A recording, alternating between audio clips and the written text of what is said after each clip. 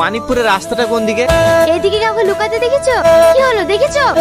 এই সালমা তোমাকে দেখি ফেলেছি, তুই চল, তুই বেরিয়ে আয়। আপনাকে বলতে মানা করতে তো আপনি বললেন কেন? এবারে আমি চলে কেন না? কি হলো? ওখানে ভিডিও করে কি দেখছেন? কেন বললেন বলেন? আমি নিজের চোখে তোমাকে লুকোতে দেখেছি, আর এই মেয়েটা এসে জিজ্ঞেস করছে আমি কি করে মিথ্যে কথা বলি বলো? ওরে বাবারে, ও তো সত্যি কথা বললো। আমাকে চোর বানিয়ে দি, এখন আবার বলছে আমি মিথ্যে কথা কি করে বলবো বলো? এই তুই চোর হইছিস, তাহলে চোখ ধরে আমরা লুকাবো। চোখ তো ধরতেই হবে। হবে লোকটা লিখি।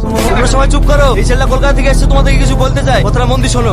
আমার নাম টনি, আমি কলকাতা থেকে এসেছি। আপনারা দীর্ঘদিন ধরে জলের সংকট এবং রাস্তাঘাটের জন্য বিডিও অফিসে দরখাস্ত করেছেন। আমি সেই বিডিও অফিস থেকে এসেছি আপনাদের গ্রাম এনকোয়ারি করার জন্য। আপনারা যদি রাজি থাকেন এবং জায়গা দেন, তাহলে কিছুদিনের মধ্যে আমাদের কাজ আমরা শুরু করতে পারি। কোনো সমস্যা নাই, জলের ট্যাঙ্কের জন্য আমি জায়গা দেবো। হ্যাঁ, আমিও জায়গা দেবো। না না, আপনারা জায়গা দেবো বললে হবে না। আমি গ্রামটা ঘুরে একবার দেখতে চাই যে কোথায় ট্যাঙ্কিটা বসালে গোটা গ্রামে জল সাপ্লাই করা যাবে। বাবু আপনাকে অনেক ধন্যবাদ, আমি অনেকদিন থেকে পানির কষ্ট পাচ্ছি। না না কাকা, আপনি আমাকে আপনি করে বলবেন না, আমি আপনার ছেলের বয়সী। বলছিলাম কাকা, আমি তো আপনাদের এখানে এক সপ্তাহ থাকবো, কোনো ঘর ভাড়া পাওয়া যাবে না? ওগো, স্যারকে খেতে দাও। আরে আপনি আমাকে স্যার বলছেন কেন? আপনি আমার বাবার বয়সী, আপনি আমাকে টনি বলে ডাকবেন। আচ্ছা ঠিক আছে। কি গো কিছু বলছো? অনেক বেলা হয়ে গেছে, টনিকে কিছু খেতে দাও।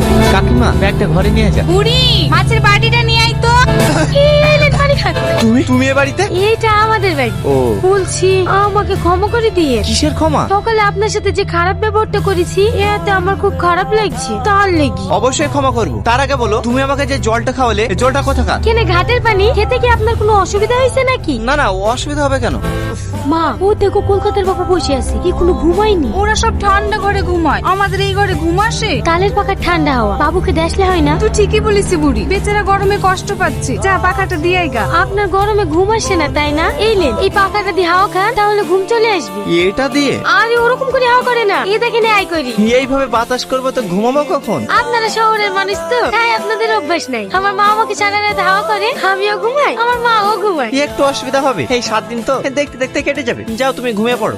কাকি, আপনাদের টয়লেটটা কোন দিকে? ও কি মধু, আরে পায়খানাটা কোন দিকে? ওইসব আমাদের নাই বা, আমরা সব ঘাটের ধারে যাই। এই দেখো বদনাটা না, ঘাটের ধারে চলে যাও। সালমা, দাঁড়াও, আমার খুব ইমার্জেন্সি পেয়েছে। কোন দিকে যাবো? দেখতে পাচ্ছেন না অনেক জায়গা পড়িয়েছে, যে কোনো একটা আড়াল দেখে বসে পড়ি। ওই ঝোপঝাড়ে সাপ টেপ নেই তো? না থাকার কি আছে, থাকতে পারে। যান যান, ওই ঝোপটির আড়ালে বসে পড়ি। সামনে কোথায় বসতেছি? যা সজ্জা কেরে শালা, আমার রাইভে একটা এসছি। আরে বাবু, আপনি এই রাইভে কো পায়খানা ফেরে? যান যান, ওইদিকে যান। আমার আর কোথাও যাওয়ার জন্য নাই, এখানে হয়ে গেছে। দেন আমাকে দেন, আপনারা থাকেন, আমি আসছি। মোড়ল মশাই, ছেলেটা সত্যি খুব ভালো তাই না? একদম ঠিক বলিস, শহরের ছেলে হয়ে এত ভালো মানুষ হবে আমরা ভাবতেই পারিনি। আপনি আবার ঘাটে কার জন্য পানি নিতে এসেছেন? ওই সাহিদা কাকির জন্য। বয়স্ক মানুষ তো, জল নিয়ে যেতে খুব কষ্ট হয়, তাই আমি আসলাম। আপনি কত ভালো মানুষ, গ্রামের সব মানুষের উপকার করেন। তুমি ঠিকই বলিস, টনি যে শহরের ছেলে এটা বোঝাই যায় না। আরে না না, মানুষ এই মানুষকে ভালোবাসবো, এটাই তো মানুষের ধর্ম। তোমার হয়ে যায়নি সালমা? সালমা, তোমার মনে হয় কষ্ট হচ্ছে, দাও কলসিটা আমাকে দাও। না না, আমার কষ্ট হচ্ছে না, আপনারই অভ্যাস নাই। আমাকে দিন, আমি নিয়ে যাচ্ছি। আরে না না, ঠিক আছে চলো। আচ্ছা, এই গ্রামে আপনি আর কদিন থাকবেন? 4 দিনের মধ্যে চলে যাবো। 4 দিনের মধ্যে চলে যাবেন? আপনি যেভাবে গ্রামের মানুষের সাথে মিশে গিয়েছেন, আপনি চলে গেলে গ্রামের মানুষের সবার কষ্ট হবে। শুধু গ্রামের লোকেরই কষ্ট হবে, তোমার কষ্ট হবে না বুঝি?